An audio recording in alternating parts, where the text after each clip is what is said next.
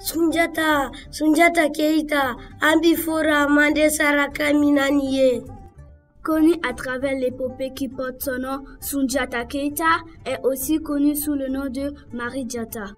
Il est le fondateur de l'Empire du Mali qui s'étendait sur les territoires des actuels Mali, Guinée, Sénégal et Gambie.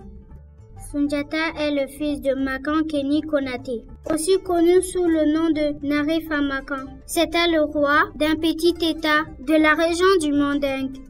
La mère de Diatta, Sogolo Kone, est la seconde épouse de Makan Kenny Konaté. Elle est originaire du pays de Do. Elle est surnommée la femme buff en raison de sa laideur.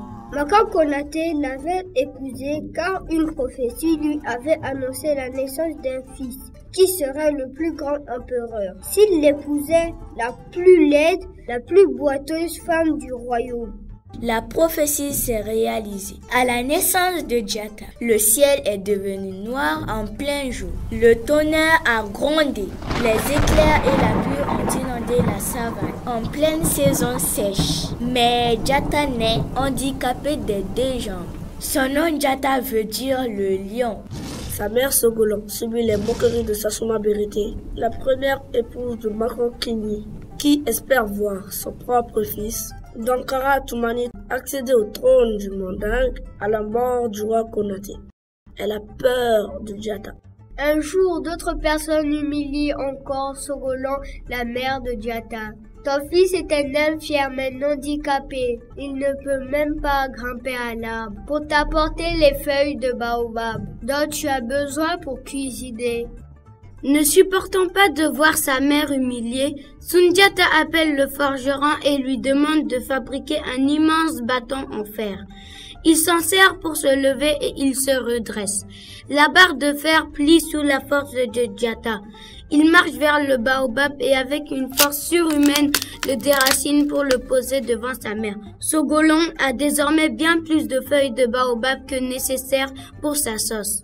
Sassouma Berete convainc son fils Dankara Toumani de chasser Sundiata et sa famille du Mandin. Elle a peur que Diatta prenne le pouvoir à son fils.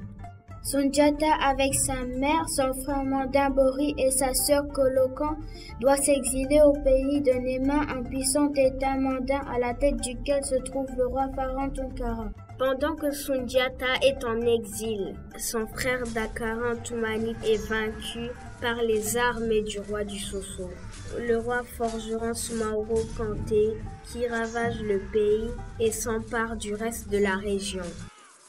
C'est l'ancien territoire du Ghana appelé le Ouagadougou.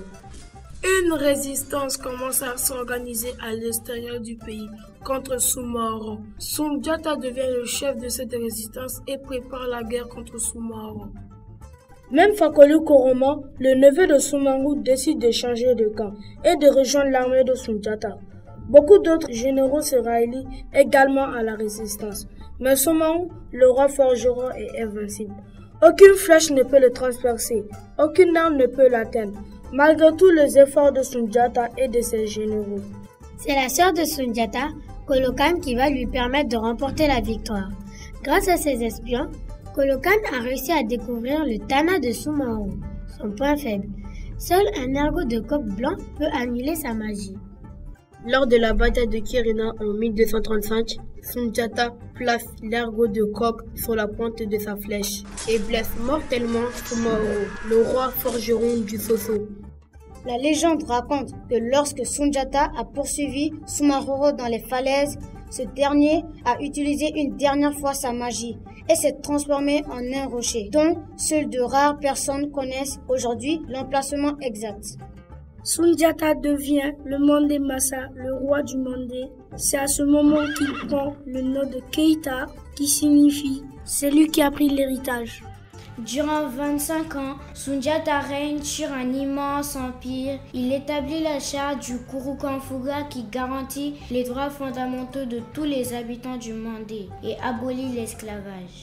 Les griots continuent de raconter l'histoire de notre plus grand roi, celui qui a vaincu les Soso, conquis leur territoire et pris le pouvoir de leurs mains, celui qui a uni le peuple du Mandé et aboli l'esclavage. À leur manière, nous venons de vous raconter une partie de notre héritage. À vous de la transmettre à d'autres personnes.